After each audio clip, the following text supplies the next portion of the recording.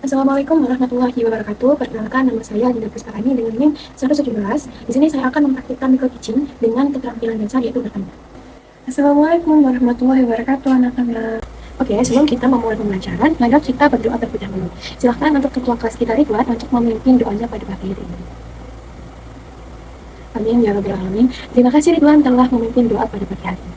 Oke, selanjutnya, apakah ada ya teman-teman kalian yang belum masuk kelas? Coba dilihat, anak-anak coba lihat kanan, kiri, depan, belakang kalian. Siapa sih teman-teman kalian yang belum masuk? Alhamdulillah lengkap semua ya. Bagaimana kabarnya hari ini anak-anak? Alhamdulillah sehat semua ya. Nah, di sini Bu Guru ingin tahu siapa sih yang masih ingat tentang pembelajaran minggu lalu kita membahas apa? Oke, silakan Tasya. Ya, betul sekali Tasya. Terima kasih banyak Tasya telah menjawab. Jadi, anak-anak, kata Tasya, minggu lalu kita belajar tentang perubahan wujud zat benda. Itu sangat betul sekali. Namun, pada minggu lalu kita hanya belajar tentang intinya saja atau luarnya saja. Nah, pada minggu ini kita akan membahas tentang secara lengkap tentang perubahan-perubahan wujud zat benda-benda. Nah, siapa sih yang masih ingat tentang apa sih itu perubahan wujud benda? Oke, silakan Anton untuk menjawab. Oke, terima kasih Anton, sangat betul sekali ya teman-teman. Jadi kata Anton itu adalah perubahan wujud benda adalah salah satu bentuk terjadinya gejala perubahan pada suatu benda menjadi berubah wujud dari berbeda wujud dari wujud sebelumnya. Nah, perbedaan itu, berubahnya wujud itu seperti berubahnya baik ukuran, warna, maupun bentuk dan juga aroma ya teman-teman. Nah, jawabannya Anton itu sudah sangat betul sekali. Coba dilihat PowerPoint yang sudah Ibu Guru tampilkan. Jadi wujud benda itu ada berapa anak-anak? Ya, betul sekali, ada 3 wujud benda ya anak-anak ya. Yang pertama ada apa? Ada padat, betul sekali, ada benda padat. Itu pada PowerPoint-nya itu menggambarkan bentuk apa ya kalau benda padat itu? Ya, betul sekali anak-anak, sangat hebat. Ada batu, ya benar, itu ada batu yang menggambarkan pada benda padat. Untuk yang benda cair, itu ada air yang menggambarkannya. Dan juga yang gas itu ada balon yang berisi gas di dalamnya. Oke, hebat sekali anak-anak. Untuk yang pertama, kita akan mengenal sifat-sifat benda padat. Nah, seperti yang Ibu tampilkan, itu ada apa anak-anak? Contohnya benda padat, ya ada benda batu sama besi, iya betul sekali. Namun, benda padat itu tidak hanya batu dan besi. Coba dilihat di sekitar kelas kita, di dalam kelas kita ini ada benda padat apa aja sih? Silahkan bagi yang menjawab. Oke, betul sekali anak-anak semua ya. Ada kipas angin Bu, ada kursi, meja, pensil, ada kipas angin ya. Betul sekali ya semua anak-anak yang anak-anak sebutin itu sangat betul sekali semuanya. Merupakan contoh benda padat. Nah, selanjutnya yaitu ada benda cair, yang dimana benda cair itu bentuknya menyesuaikan wadah dan juga mengalir dari tempat tinggi ke tempat rendah. Nah, Ibu kasih contoh nih di air pegunungan. Nah, kan tidak mungkin ya pegunungan itu mengalir dari sungai ke danau. Yang ada itu dari pegunungan ke sungai, yaitu ke tinggi dan juga ke rendah. Nah, ada yang bisa kasih contoh nggak sih? Contohnya dari benda cair itu apa? Ya, betul sekali anak-anak. Jadi contohnya itu ada air, minyak, oli yang bentuknya seperti cairan. Sangat hebat sekali anak-anak semua, sangat mengerti tentang benda cair. Dan yang ketiga yaitu ada benda gas. Yang dimana gas ini mempunyai sifat yaitu yang pertama bentuk dan volume menyesuaikan wadah dan juga ada tekanan ke segala arah. Nah, di sini ada yang bisa kasih contoh nggak sih benda gas itu apa aja?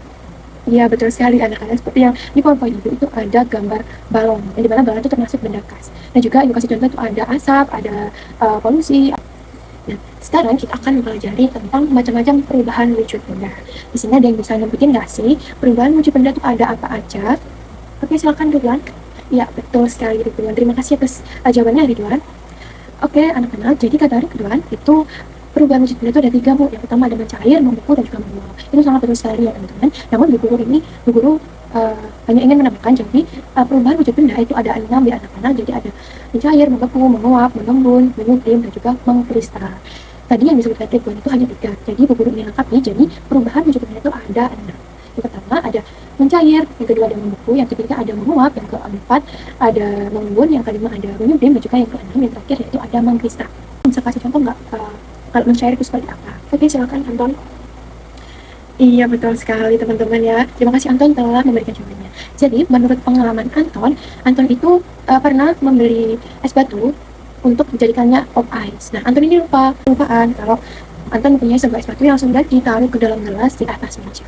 Nah, beberapa menit kemudian Anton ini udah ingat, tapi es batunya itu udah mencair menjadi air seperti semula. Nah, kejadian tersebut atau peristiwa tersebut sudah dinamakan dengan mencair atau perubahan wujud zat mencair, di mana dari padat ke cair. Itu padatnya itu es batu tadi dan juga mencairnya itu menjadi air seperti semula. Nah, seperti itu ya teman-teman. Bisa contoh yang lain, ada yang tahu nggak contoh yang lain untuk mencair? Oke, betul sekali anak-anak. Jadi contoh yang mencair itu seperti es krim yang meleleh juga bisa. Terus lilin yang meleleh juga bisa. Hebat sekali semua anak-anak. Betul sekali anak-anak. Jadi, menurut pengalaman anak-anak ini, es batu ya, betul, es batu merupakan contoh dari membeku. Membeku sendiri merupakan perubahan wujud yang terjadi pada benda cair ke padat. Nah, cairnya itu kan teman-teman biasanya membuat es batu kan, air ditaruh ke plastik, terus kemudian ditolet, terus kemudian ditaruh ke freezer. Nah, air itu merupakan benda cair yang kemudian dimasukkan ke dalam freezer yang nantinya akan membeku dan menjadi benda padat. Nah, peristiwa tersebut merupakan peristiwa membeku ya teman. Di sini ada yang tahu nggak anak-anak peristiwa membeku bagaimana? Iya, betul sekali, saat kita merebus air. Nah, saat kita mau merebus air buat misalnya buat kopi, buat teh, kan kita harus merebus air terlebih dahulu. Nah, menguap itu adanya benda cair yaitu air yang kemudian menjadi uap. Nah, uapnya ini menjadi gas. Jadi menguap itu benda cair yang berubah bentuk menjadi zat gas. Gasnya itu menguap itu teman-teman ya. Seperti saat kita merebus air, dan juga saat mendidih akan mengeluarkan uap panas. Nah, selanjutnya ada mengembun. Nah, di sini ada nggak sih yang bisa kasih contoh ke ibu tentang peristiwa mengembun? Ya, betul sekali anak-anak. Jadi mengembun itu seperti pada pagi hari, Bu. Ya, betul. Pada pagi hari pada daun yang terdapat bintik-bintik air. Ya, betul sekali ya. Jadi mengembun itu merupakan wujud yang terjadi pada, contohnya ya seperti yang disebutkan oleh anak-anak tadi, yaitu adanya daun dan daun rumput di pagi hari yang terdapat bintik-bintik air di atasnya. Nah, yang selanjutnya yaitu ada menyublim. Ada yang tahu nggak sih menyublim itu apa atau peristiwa menyublim itu bagaimana? Betul sekali teman-teman ya. Jadi menyublim itu contohnya kapur barus yang ditaruh ke dalam lemari. Nah, mengapa peristiwa tersebut dinamakan menyublim? Coba deh teman-teman lihat. Misal teman-teman sudah pulang nih, coba lihat lemarinya yang misal kita taruh kapur barus pada pagi hari ini ya. Terus kita lihat 2 hari kemudian, kapur barus yang anak-anak letakkan di lemari tersebut, apakah bentuknya tetap sama atau mengecil atau menghilang sekaligus? Nah, kalau kapur barus itu menghilang, nah jadi peristiwa menyublim itu sudah terjadi teman-teman. Jadi ada menyublim itu terjadi karena perubahan padat dari kapur barus tadi ke gas yang menyebabkan kapur barus itu menjadi mengecil. Namun mengingat itu akan menyerap ke semua alam lain.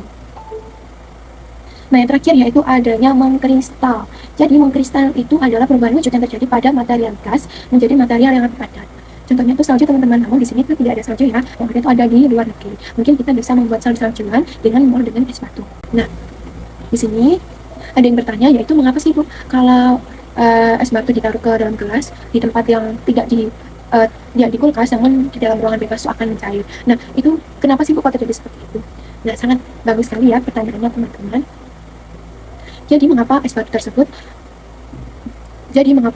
itu bisa mencair? Karena adanya perubahan suhu, kelembapan, terus adanya udara yang mempengaruhi di sekitarnya es batu itu yang menjadi mencair.